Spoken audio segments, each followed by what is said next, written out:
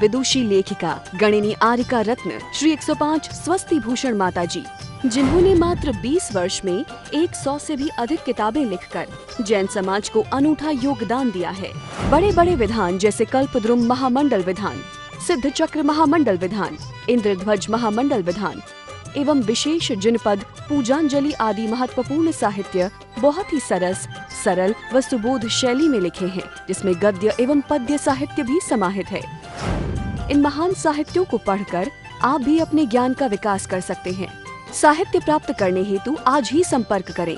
संपर्क सूत्र 9212515167 97848 धर्म स्नेही बंधुओं, हमारे देश में सब तरह के पर्व मनाए जाते हैं। कुछ पर्व खाने के होते हैं, कुछ पर्व त्याग के होते हैं, कुछ पर्व नए कपड़े पहनने के होते हैं, कुछ पर्व पुराने कपड़े पहनने के होते हैं। क्या हुआ? आप मुस्कुरा तो रहे हो मगर मास्क में ढकी हुई है आपकी मुस्कुराहट। क्या करें, मुंह ढक के रहना पड़ रहा है। हर तरह के पर्व हैं हमारे यहाँ। आज जो पर्व है वो पुराने कपड़े पहनने का है। ढूंढ ढूंढ के निकालते कौन से कपड़े पुराने वाले निकाल के पहने। थोड़े फटे भी होंगे तो चल जाएंगे, ऐसे ही है ना। ये बसंत उत्सव के रूप में मनाया जाता है। जैन धर्म में इसको बसंत उत्सव के रूप में कहा है। ये सर्दी का मौसम जा रहा है और गर्मी का मौसम आ रहा है। अभी पूरी सर्दी गई नहीं है और पूरी गर्मी आई नहीं है, लेकिन हाँ करीब करीब गर्मी के पहुंच गए हैं। कुछ प्रभाव गर्मी का नजर आने लगा है, तो इसको बसंत का मौसम कहा जाता है। सुहावना मौसम है, ना गर्मी लग रही है ना सर्दी लग रही है, अच्छा लग रहा है। तो ऐसे मौसम में पुराने समय में राजा आदि वन क्रीड़ा के लिए जाते थे और वहाँ जाकर के थोड़ा गुलाल आदि रंग आदि से बसंत उत्सव मना लेते थे। लेकिन कहीं कहीं इस पर्व के पीछे कुछ कथानक जुड़े हुए हैं कि प्रहलाद को वरदान था, उसकी बुआ को वरदान था कि उसको अग्नि नहीं जला सकती थी और उसके यहाँ हरि शब्द नहीं बोला जाता था। और प्रहलाद किसका भक्त था? हरि का भक्त था। श्रद्धा थी, अटूट श्रद्धा थी। भाई क्या किया जाए, अपना बेटा है, मानता नहीं है, मारा पीटा बांधा सब कुछ किया, लेकिन फिर भी वो बोलने से नहीं मानता है। तो उसकी बुआ को वरदान था कि अग्नि उसे जला नहीं सकती है। तो क्या किया जाए, चलो ऐसा करते हैं, इसकी बुआ इसको लेकर अग्नि में बैठ जाएगी तो बुआ तो बच जाएगी और प्रहलाद जल जाएगा। लेकिन हुआ क्या?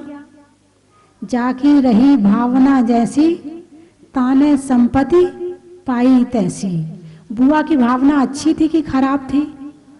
खराब थी।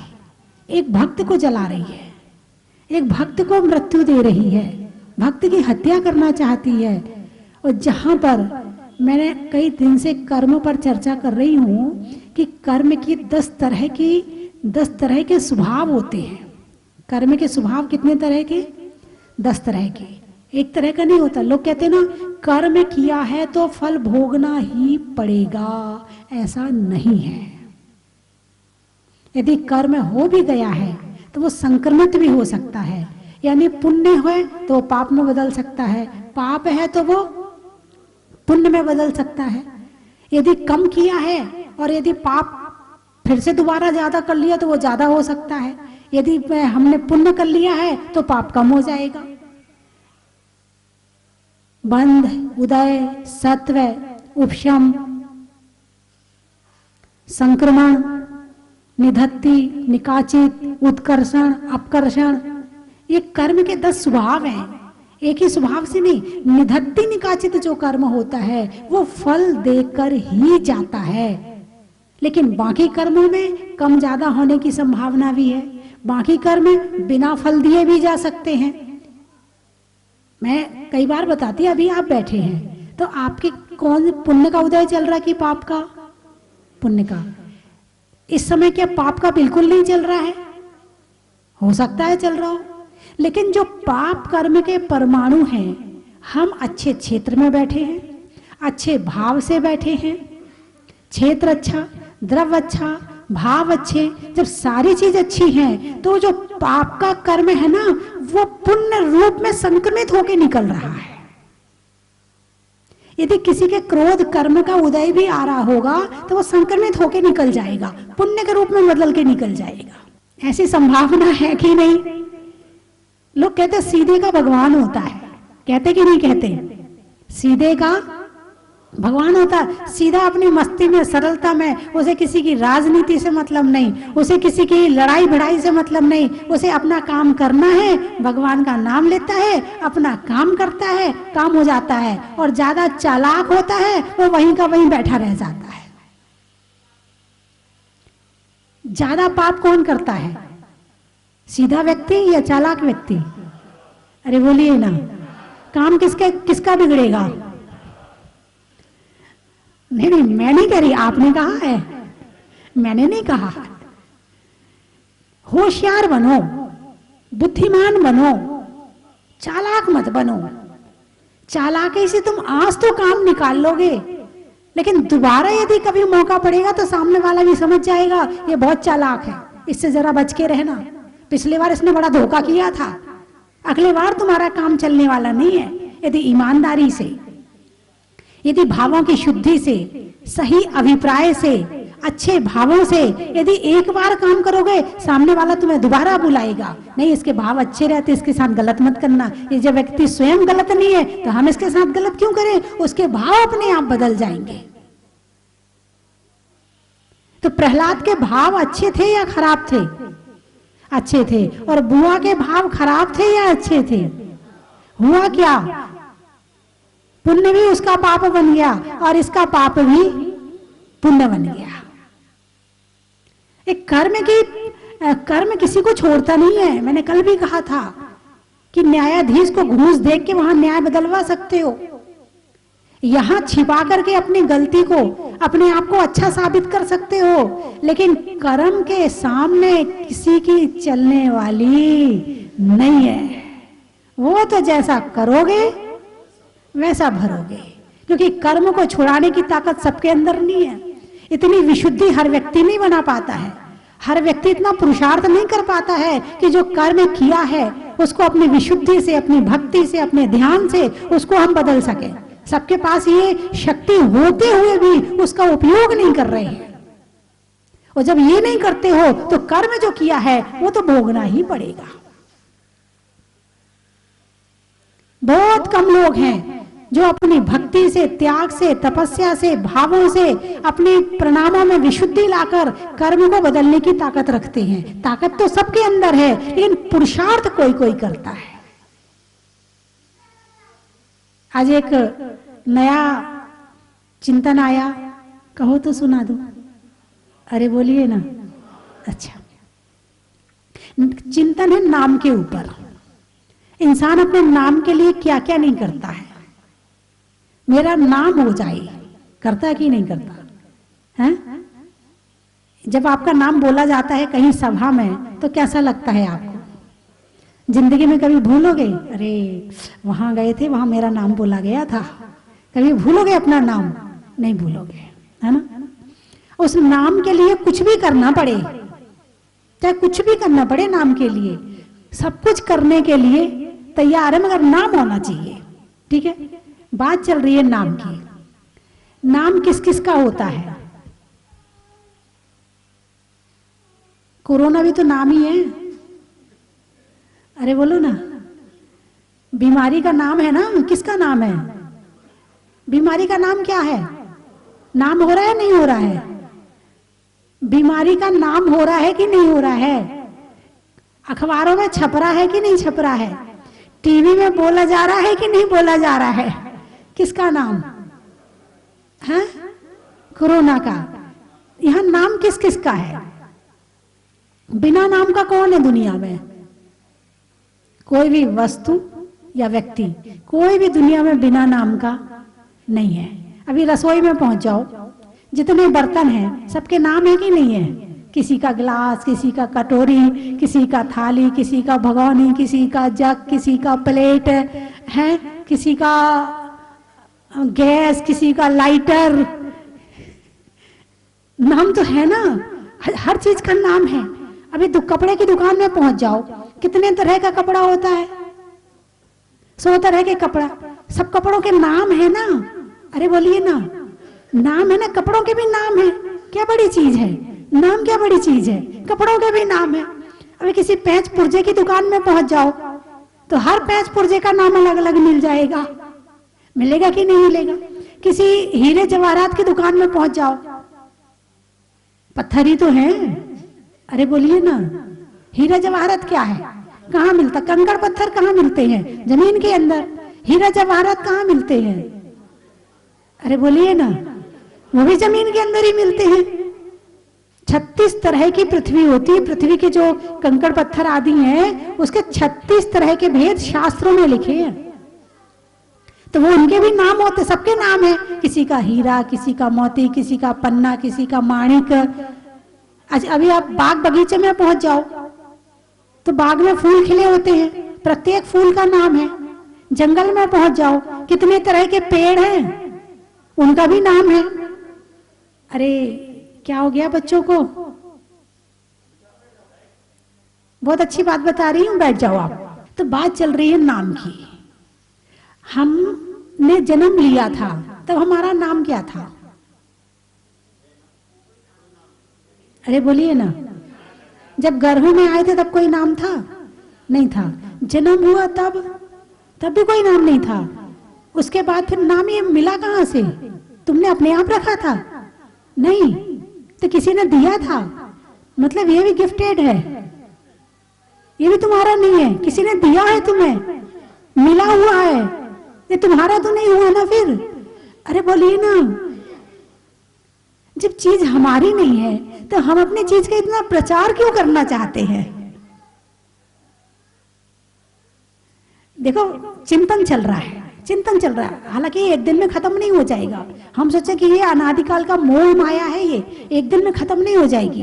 लेकिन चिंतन तो कर ही सकते हैं। चिंतन के माध्यम से हम उसके संस्कार को ढीला तो कर ही सकते हैं। खत्म नहीं हो सकता, ढीला तो कर सकते हैं। ये चीज हमें मिली हुई है, और जो चीज हमें मिली है हम प्रचार अपना कर रहे हैं या मिली हुई चीज का कर रहे हैं?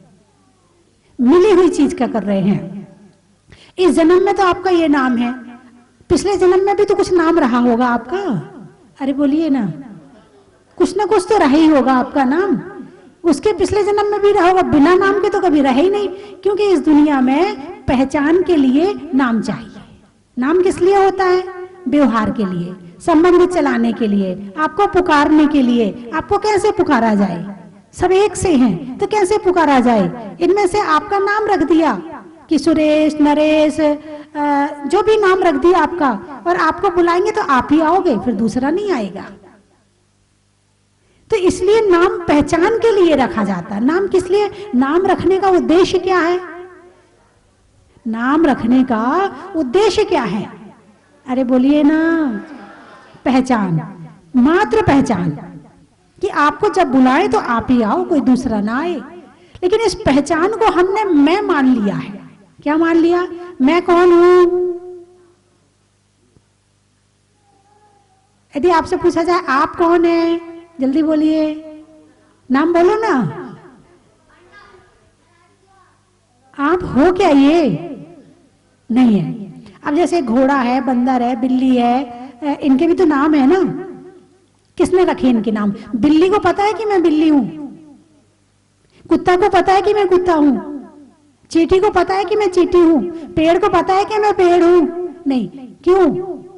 ये मनुष्य का ही एक व्यापार है, एक व्यवहार है। मनुष्य व्यवहार को चलाने के लिए हर वस्तु में नाम की स्थापना कर देता है।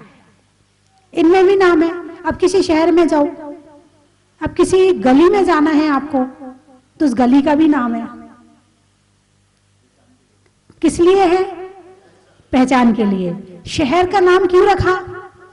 पहचान के लिए। घर का नाम क्यों रखा?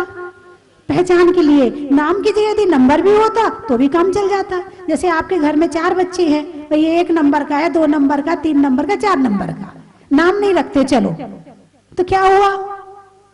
काम हो सकता है? नहीं हो सकता बिना नाम का। अब बड़े बड़े संघ में क्या होता है कि जैसे एक संघ में 25 माता जी हैं, तो वहां पर नाम नहीं चलते हैं। आपने देखा होगा वहां नाम नहीं चलते हैं। ये इतने नंबर माता जी का कमंडल है, ये इतने नंबर माता जी का पाटा है, इतने नंबर माता जी, अब नंबर आ गया, नाम छूट गया, नंबर आ गया। तो एक पहचान के लिए नाम होता है। अब पहचान किसी से भी हो सकती है। भाई उन व्यक्ति को बुलाना जरा, और नाम तो पता नहीं है, अरे वो कुर्ता पजामा पहने ना, उनको बुलाओ जरा। नाम नहीं पता है तो पहचान किससे हुई? कुर्ता पजामा से, है ना। अब मान लो एक व्यक्ति से कहा भाई वहां जाके देखो कितने लोग खड़े हैं, बोले वहां पर 3 आदमी और एक सरदार जी हैं। कितने लोग खड़े हैं? अरे बोलो ना। 3 आदमी हैं। क्या सरदार जी आदमी नहीं है? क्या सरदार जी आदमी नहीं है? हैं, लेकिन उनकी पहचान किससे है? सरदार से। उनके सिर पे जो पगड़ी बनी हुई है उसकी पहचान उनसे है। तो लोगों ने आदमी मानना बंद कर दिया। नाम भी अब गए यहाँ पे। यहाँ 3 आदमी और एक सरदार जी है।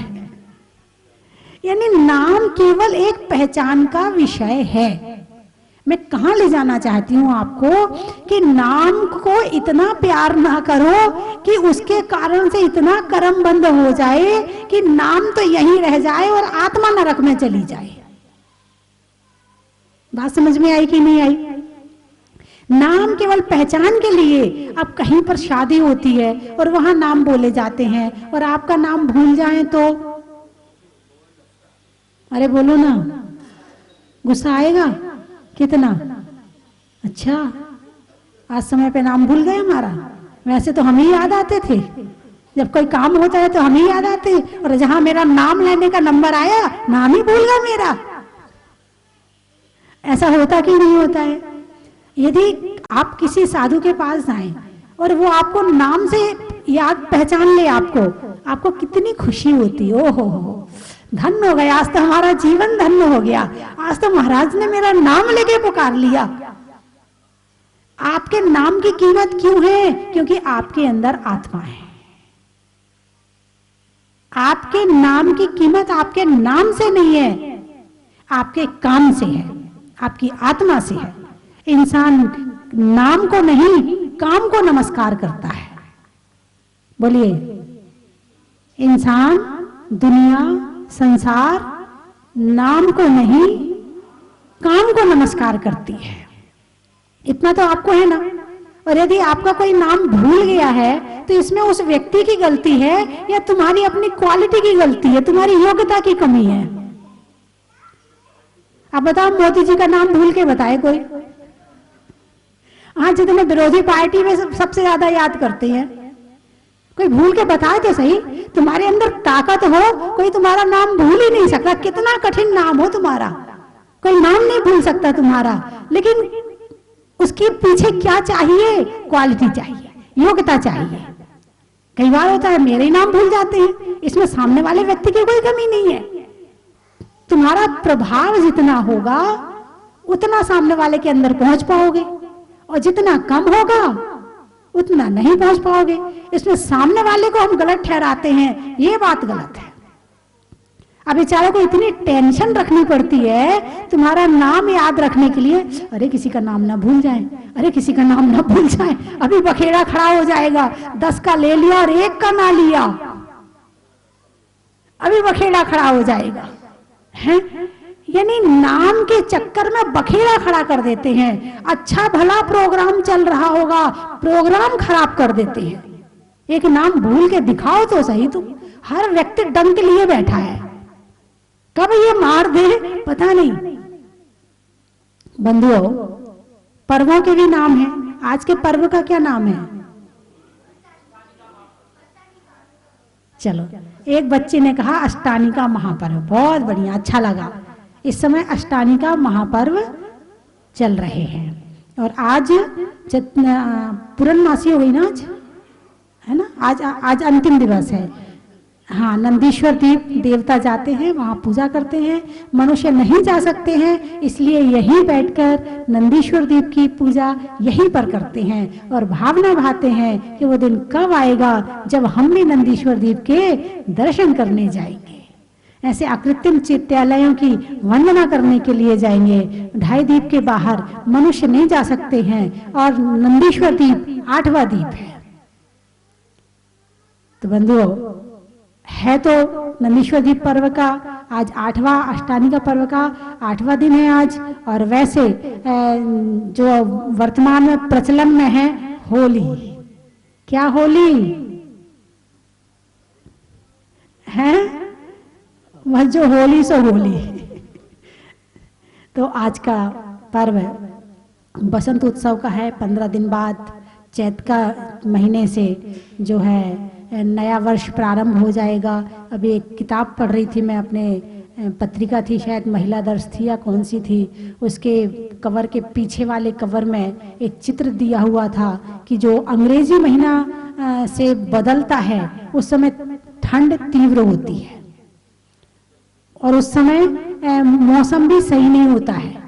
और जब ये जो अपना चैत के महीने से नया वर्ष प्रारंभ होता है, मौसम भी सही होता है और चारों तरफ पृथ्वी हरी भरी हो जाती है। उस समय पर उतना नहीं होता। बड़ा अच्छा उसमें लिखा था लॉजिक कि जो हिंदी के हिसाब से परिवर्तन होता है वो बिल्कुल बहुत बढ़िया समय का है और जो अंग्रेजी का है वो उसमें इतना बढ़िया मौसम नहीं होता है। कई और भी कई लॉजिक दिए थे, मुझे याद नहीं है, लेकिन बड़ा अच्छा लगा था पढ़ के कि जो हमारे यहाँ पर प्रचलन में है वो सारी चीजें लॉजिक सहित है और बढ़िया है। तो आज आप लोग होली थोड़ी खेलोगे, इसलिए तो यहाँ आ गए। हाँ, बढ़िया, अच्छा है, ये बड़ी अच्छी बात है कि अंग्रेज कहते हैं कि जो भारतीय है ना वो साल में 2 दिन पागल हो जाते हैं। भाई पूछा क्यों? बोले एक दिन तो अपने हाथ से अपने पैसों में आग लगाते हैं, समझ गए, दिवाली, और एक दिन अपने पैसों से अपने हाथ से अपना मुंह काला करते हैं। बोले 2 दिन पागल हो जाते हैं। तो बंधुओं, जो आज चर्चा हुई तो उस पर आप लोग चिंतन करें, जरूर चिंतन करना मेरी बात पर। और यदि अच्छी लगे तो उसे, है ना, शिखर जी में डोली का, कोयल की बोली का और पर्वों में होली का, भक्त के लिए ईश्वर का, जिनों में जिनेश्वर का और दीपों में नंदीश्वर का, होने में अच्छे काम में गर्व का, भोजन में सर्व का और पर्वों में अष्टानिका महापर्व का, हिंदी में मात्रा का, स्कूल में छात्रा का, आज आपकी जहाजपुर की यात्रा का,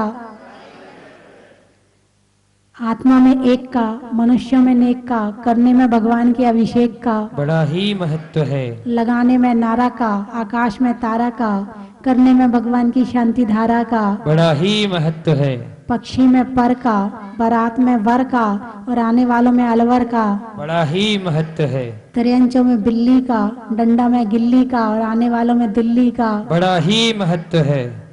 और कहाँ से आए हैं? आगरा, अच्छा।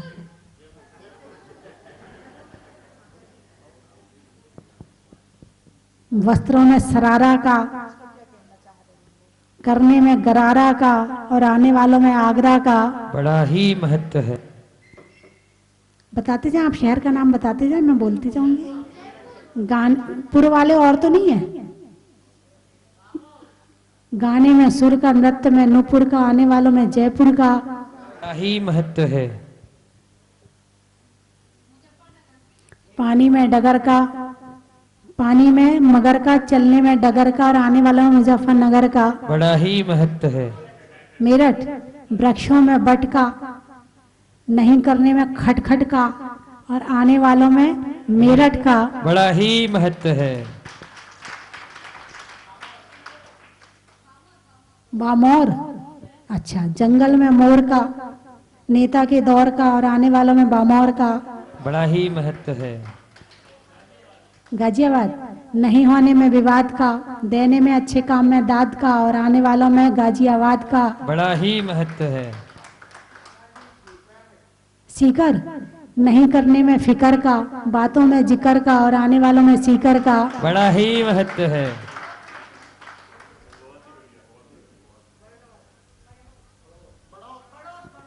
जेब में नोट का, नेता में वोट का, और आने वालों में बढ़ोत का। बड़ा ही महत्व है। और लोग तो बहुत सारे दिख रहे हैं। ग्रुप आया ना मतलब। अच्छा, बसें आई हैं क्या आज? हाँ, अलवर का बता दिया ना, है ना? अलवर का बता दिया। 10 लक्षण में 10 का, गर्मी में रस का, और आने में बस का। ये महत्व है। होली होली। बीज में बोने का, कमरे में कोने का, और आपके दोबारा आने का। बड़ा ही महत्व है। होली मतलब। होली वैसे तो बता दिया था। अच्छा, एक बार। भगवान के सामने झोली का, रजाई में खोली का, और मनाने नली में पोली का, और मनाने में है शिखरजी में डोली का, बोलने में मीठी बोली का, और पर्वों में होली का। बड़ा ही महत्व है। बोले 24 भगवान की के आशीर्वाद से मौका मिला, आज हम जहाजपुर मंदिर के दर्शन कर पाए। मैं आपको बताना चाहूँगा माता जी, मैं बहुत देर से पूरा मैंने प्रवचन सुना, बहुत सारी बातें आपने कही, और वो हमने एक्चुअली एक्सपीरियंस की माता जी। हमें ऐसा महसूस हुआ। आपने कहा 1 किलोमीटर दूर से, शायद उससे भी दूर से, जब 2-3 किलोमीटर दूर हमारी बस थी, हमें वहीं से दिखाई दिया मंदिर, और हम सब एकदम एक शीशे की तरफ अटक गए। हमारा ड्राइवर भैया बोला साइड में बैठ जाओ, वहीं जा रहे हैं हम लोग। तो ये एक नहीं, कहीं शायद 3, 4, 5 किलोमीटर दूर से ही ऐसा दिखाई देना शुरू हो जाता है। इतना सुंदर लगता है। कल शाम को ही हम लोग आए थे, और यहाँ आने की इच्छा काफी समय से थी माता जी। जैसा भैया जी ने कहा, हम देखते रहते थे, सुनते रहते थे। हमारे दीपक रूपक जैन भैया जी हैं, आप जानते होंगे, संगीतकार हैं। वो हमारे हाँ, हमारे मौसी के ही बेटे हैं। तो उनसे भी सुनते रहते थे, वो चिढ़ाते रहते थे कि मैं गया था एक बारी, मैं माता जी से मिल चुका हूँ, जहाजपुर जाएंगे। मैंने कहा भैया हम भी जरूर जाएंगे, कभी ना कभी मौका जरूर मिलेगा। और आज हमें वो मौका मिला माता जी। जैसा आपने कहा, कोरोना बढ़ता नजर आया, लोगों की बात ऐसी आने लगी, क्या करें भाई क्या करें। मैंने कहा भाई अब कुछ नहीं करेंगे, अब तो जाएंगे तो जाएंगे। हमें जहां जाना है, माता जी के दर्शन के लिए जाना है, जहाजपुर के दर्शन के लिए जाना है, वहां पहुंच जाएंगे। और ऐसा ही हुआ माता जी, आपके आशीर्वाद से सब कुछ सही सलामत, बहुत अच्छे से हम लोग यहाँ पे दर्शन कर पाए हैं आज। उसके सिवाय माता जी, आपने कहा साधु के बारे में कौन सोचता है, अपने परिवार के बारे में आपने बोला कि लोग सोचते हैं, पर साधु के बारे में कौन सोचेगा, श्रावक सोचेगा।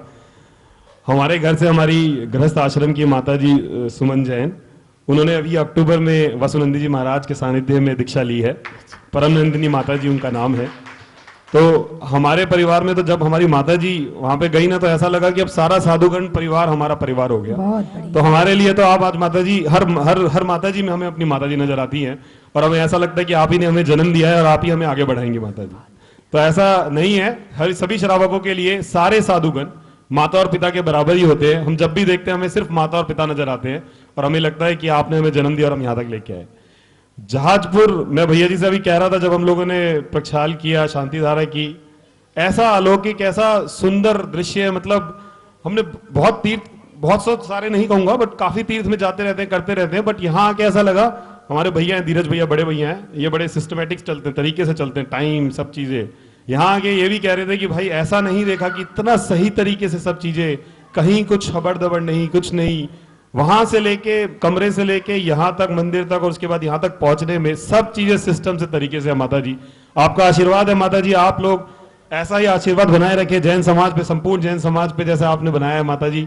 हम चाहेंगे माता जी दिल्ली शालीमार बाग में भी आपका जरूर आगमन हो। भैया जी हमें पता कहेंगे हमेशा, हम तो कभी हाँ नहीं करेंगे, मगर जैन समाज शालीमार बाग की तरफ से, गाजियाबाद भैया कविनगर गाजियाबाद में रहते हैं, वहां की तरफ से पापा मेरठ रहते हैं, उनकी सबकी तरफ से हम आपको माता जी एक बहुत ही निवेदन करेंगे अगर आपका वहां पे आना हो सके। माता जी मैं पहले हो आई हूँ। माता जी पहले भी हुआ है और एक बार दोबारा आए हो। मन तो भरता नहीं ना, जैसे भैया ने कहा आप यहाँ पे तो है पिछले टाइम से, बट कभी भैया का मन तो नहीं भरता, हमारा भी नहीं भरता माता जी। बहुत बढ़िया। और माता जी जो आपने बनवाया है ये नो डाउट, मतलब मैं बहुत कंट्रीज में जाता रहता हूँ, पेरिस, फ्रांस, मतलब बहुत सारी कंट्रीज में मेरा जाना रहता है, बट जो ये मंदिर बना है माता जी इसका कोई मुकाबला नहीं है। बहुत सारे मैंने देखे हैं, मतलब आईफिल टावर भी देख लिया उनका, लोहे का बना हुआ इतना लंबा चौड़ा, बट वहां पे भी जाके जो अनुभूति यहाँ पे प्राप्त होती है ना माता जी, इतना सुंदर मंदिर बना है, ये अनुभूति कहीं नहीं मिलती है माता जी। बहुत सुंदर माता जी, बहुत बहुत धन्यवाद। वंदामी माता जी, वंदामी माता जी, वंदामी माता। मतलब यहाँ आने से पहले मुझे नहीं लगता था, मैं काफ़ी तीर्थ क्षेत्र पे गया इंडिया में, बट जो एक्सपीरियंस मुझे यहाँ पर हुआ वो आज तक इंडिया में तो कहीं नहीं हुआ, और इंडिया के बाहर तो खैर होना ही नहीं है। मैं 4-5 साल पहले यहाँ आया था, तब केवल जो मुनि सुव्रतनाथ भगवान की जो प्रतिमा थी वो यहाँ पर थी। तब भी मुझे लगा था कि ये प्रतिमा भूगर्भ से निकली है, मुझे यकीन नहीं हुआ, क्योंकि इतने शार्प फीचर्स, इतने क्लियर कट फीचर्स उस मूर्ति के, मतलब मुझे तो एक बार यकीन नहीं हुआ ये भूगर्भ से निकली है।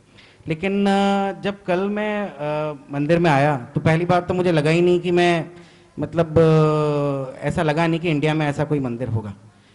इतना सुंदर, मतलब ऐसी फीलिंग मेरे को आज तक नहीं आई। और जब मैंने प्रतिमा के सामने मैंने दर्शन किए तो मुझे लगा ही नहीं कि मुझे यहाँ से जाना चाहिए। तो बहुत सुंदर, बहुत ही, मतलब इसके लिए तो मेरे पास वर्ड्स ही नहीं है। माता जी आपसे बहुत इम्प्रेस्ड हूँ, आपका जो प्रवचन है बहुत ही इम्प्रेसिव होता है, बहुत ही कॉम्प्रिहेंसिव होता है, बहुत ही ईजी होता है समझने वाले के लिए, मतलब उसमें बिल्कुल भी क्लिष्ट हिंदी का प्रयोग नहीं होता है। तो यदि मैं कुछ कर भी रहा होता हूँ तो भी, यदि मैं किसी दूसरे रूम में भी हूँ और प्रवचन चल रहा है तो ऐसा नहीं है कि मुझे सुनने के लिए बैठना पड़ेगा या बहुत ध्यान लगाना पड़ेगा। तो आपसे तो बहुत इम्प्रेस्ड हूँ माता जी, इसी वजह से यहाँ का प्लान बना। लेकिन यहाँ आने के बाद मुझे लगा कि शायद मैंने जो सोचा था उससे 1000 टाइम्स ये मंदिर है, 1000 टाइम्स। धन्यवाद माता जी।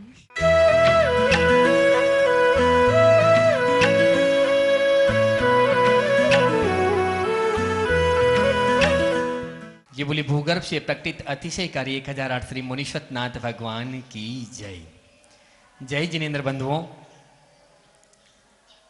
मुनीश्वरनाथ भगवान को जहाज मंदिर में विराजमान हुए 1 वर्ष हो चुका है, और अब यहां पर मुनीश्वरनाथ भगवान के साथ ही भूगर्भ से निकली हुई सरस्वती माता की एक प्रतिमा है, उसके लिए एक सरस्वती मंदिर का निर्माण पूज्य गुरुमा गण्य आर्य का स्वस्ति भूषण माता जी की मंगलमय प्रेरणा से यहां पर करवाया जा रहा है।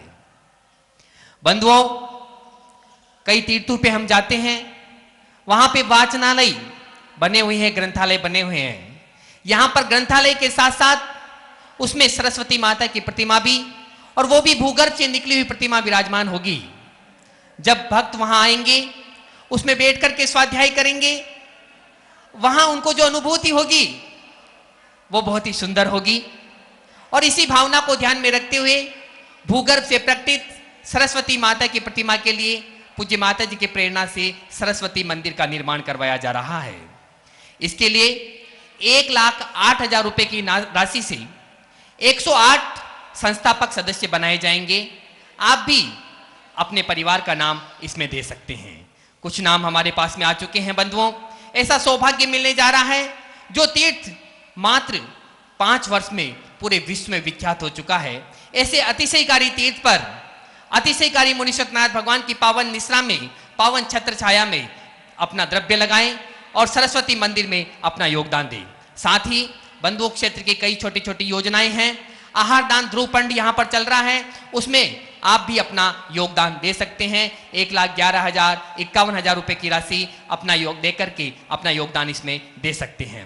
इसके अलावा आप अपने बर्थडे पर, अपनी एनिवर्सरी पर 1 दिन का विधान और शांति धारा यहाँ पर करवा सकते हैं। आपके नाम से आजीवन उस विशेष दिन विधान और शांति धारा होगी। हर शनिवार को शांति धारा 1 वर्ष तक आप करवा सकते हैं। ऐसे बहुत से परिवार हैं जिनकी ओर से हर शनिवार को शांति धारा यहाँ पर हो रही है। आप 51,000 रुपए की न्योछावर राशि से 1 वर्ष तक हर शनिवार को शांति धारा करवा सकते हैं। आप अपनी सूचना 9782063107 इन नंबरों पर दे सकते हैं। धन्यवाद। कंचन की थाल को सजाओ रे आज, रत्नों की थाल को भर लाओ रे आज। आओ आओ करे रे गुणगान आरती भगवन की। आओ आओ करे गुणगान आरती भगवन की। आओ आओ करे रे गुणगान आरती भगवन की।